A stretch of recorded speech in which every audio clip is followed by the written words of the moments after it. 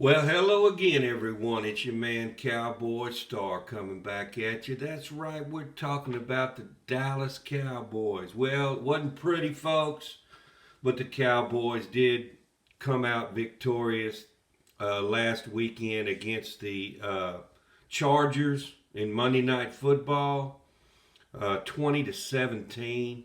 Wasn't pretty, folks, but somehow, some way, the Cowboys came out on top in that contest. And I'm going to go over a few points. Of course, the Cowboys, as you know, have a bye week this week. And I'm going to go over a few points that I think the Cowboys need to be focusing on this bye week. Because there was some questionable play calling and questionable execution of plays that the Cowboys did do in this game. And I think they could really improve if they do these 5 things that I'm about to talk about. Number 1, the Cowboys need more offensive and creative plays added. This is something that's been going on for almost the whole year now. It seems like they're holding back Dak back a little bit. However, in this game, they finally did what I wanted them to do, especially in the red zone, and let Dak run. And that's what he did. He ran for a touchdown in this game. Could have happened in previous games if they would just let him do it. Dak is still pretty mobile, even though he has had that bad ankle injury a couple years back. But it showed in full force. If they would, utilize his wheels more often, they could probably break more plays open in the red area. So that's number 1. They did some good things in this game, but they were getting caught in just running slants and that type of thing. Other than 2 plays, they did try to go deep to one Brandon Cooks, and Dak was able to hit him in the corner of the end zone on a fade, which was beautiful. It was a perfectly thrown ball and a great catch by Brandon Cooks. I was glad to see Cooks get back in the action there. They haven't really implemented him a whole lot thus far until this last game. They did also run a jet sweep with Brandon Cooks, and I think he picked up a first down on that. So that was good. Those 2 plays I really liked. We need more creativity like that. Number 2, we need to fix the run game. It's not working at this time at all. The run game is non-existent. I think the O-line is not doing a good enough job blocking in the blocking schemes for Tony Pollard and all the other backs. And they've gotten away from using Hunter Lipke, especially in short yardage situations, which I think he's best suited for. So I'd like to see him get back to using Hunter Lipke in short yardage situations, maybe even throw him a screen pass or something. Because he's a load. Once he gets going, he's hard to bring down. And I think those type of creative plays with him would also benefit the Cowboys. I don't think Pollard is to blame for these his rushing woes thus far. I think it's more the offensive line is not doing their job. It looks like we're not getting the push that we used to get on the right side with Steele and Martin. As we used to, we could always depend on them when we needed 4 or 5 yards in the rushing game, a running game in a play. And now it seems like that push is just not there. Number 3, Michael Gallup needs to play better. He dropped a ball that was a perfect throw by Dak in the end zone. Just dropped it for no reason in the world. Don't know why. He's Butterfingers so far this year, but he's 32 targets this year for 18 receptions. Folks, that's not going to cut it, even for your third receiver. And I think they're listing him right now as the second receiver, but he dropped a dime that Dak threw in the end zone. How do you drop that? I mean, it's right in your hands, you know. That's what you get paid to do, is catch balls. And you can't blame Dak there. He threw it right in his wheelhouse. But I'd like to see Jalen Tolbert get some more targets, and also even to Cavante Turpin get a few more targets, because he's got that blazing speed. So remains to be seen what the Cowboys are going to work on this week.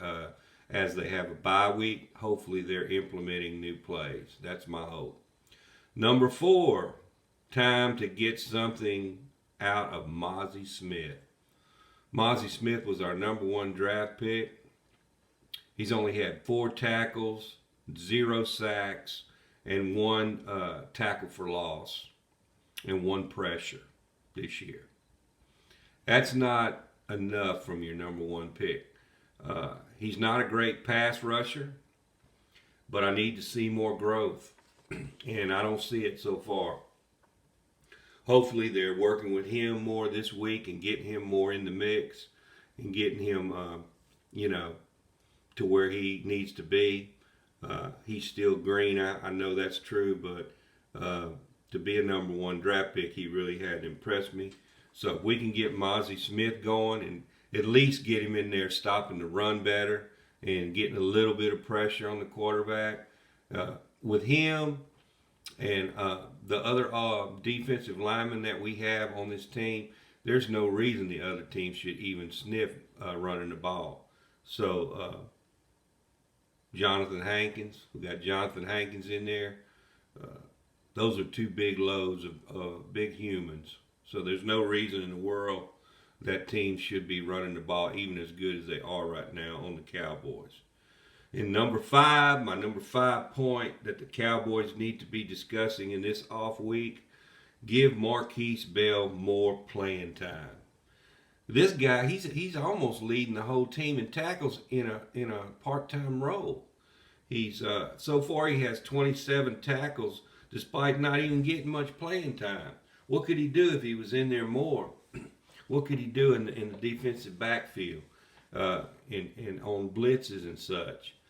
Marquise Bell seems to always be around the ball, and he always seems to be in on a big play when the Cowboys need it. So I would play Marquise Bell more and maybe cut back a little bit on Jordan Lewis and only use him in nickel situations. But that's just me. That's one thing I see just with these 2 eyes of mine, and also watching the All 22. But anyway, the next question, the Cowboys need to be aggressive in the trade deadline. And I was going to go over a few players that I think the Cowboys might be looking at in the trade deadline. The positions I think they need to be aggressive at in particular are cornerback and linebacker, especially since we lost Diggs and LVE for a couple more weeks. They need another cornerback, in my opinion. So the top trade targets for the Cowboys, now these 3 are going to be long shots. I doubt we would acquire. They would be good players to get, but they're going to probably demand a lot of money. Number 1, Patrick Surtain of the Denver Broncos. I'd love to have him, but I don't see the Cowboys doing it.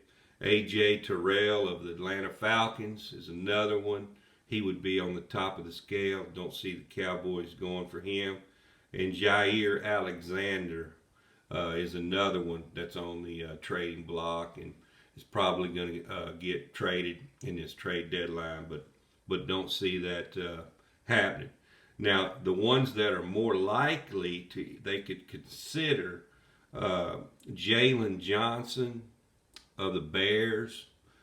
He's a good cover guy, and he seems to always be around the ball. I'd like to see the Cowboys do something with him. Deontay Jackson of the Panthers, and also C.J. Henderson of the Panthers are also going to probably be on the trading block as well. Now, some lower end players that the Cowboys are probably more likely to go for. Nicole Connor of the Colts, Kenny Moore, Darnay Holcomb and Miles Bryant of the Patriots would be some more likely choices of the Cowboys. Remains to be seen what we're going to do. Cowboys have took part in the trade deadline trade pickups the last 5 out of the 6 years. If you remember, one year they picked up the wide receiver. What's his name? His name's escaping me. Playing for the Browns now. He was a great pickup. He helped us get over the hump in that year. So, there's things the Cowboys could do to improve themselves. It remains to be seen if they will. I'd like to close with one sad note. Former Cowboy back in the 70s, 60s, 70s, running back Walt Garrison passed away last week at the age of 79. They didn't disclose what his cause of death was, but I presume it was just older age. He might have been having some illness problems, but Walt Garrison was one of my favorite players back in the day. He was actually a true cowboy because he was a cowboy in his off time. He rustled cattle and had horses and had a ranch and everything. Walt Garrison was a good player for the Cowboys. And Tom Landry used him a lot back in the 70s on running plays, and he was a good running back in the day. Back in the day, a good running back would get 500-600 yards a year with the way the rules were back then. That was a good year for them. And Walt Garrison was one tough cookie, I'll tell you. I may do a video later about Walt Garrison's life and career when I have more time, but I'm going to get back eventually to doing Where Are They Now, former Cowboys back from the 70s and 60s. I've had a lot of good responses on those videos that I've done. Y'all be sure and leave a comment, and be sure and subscribe to the channel. I do appreciate that. With that being said, Cowboys are off this week. We'll catch you next time. I'm out. Peace.